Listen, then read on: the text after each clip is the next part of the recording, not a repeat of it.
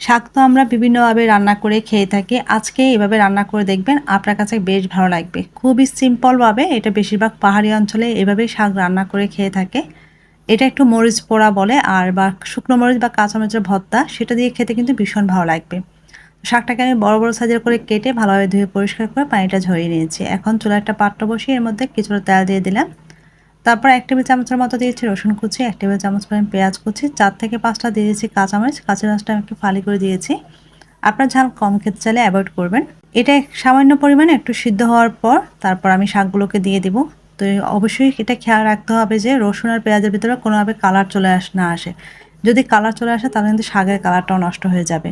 এরকম সবুজ কালার থাকবে না। এখন শাকটা দিয়ে আমি ঢাকনা দিয়ে কিছুক্ষণ রান্না করে নিয়েছি। শাকটা কিন্তু বেশ কমে গেছে। এই অবস্থায় এখন শাকটাকে নেড়েচেড়ে আরও কিছুক্ষণ জাল করে নিব, যাতে পুরোপুরিভাবে সিদ্ধ হয়ে যায়।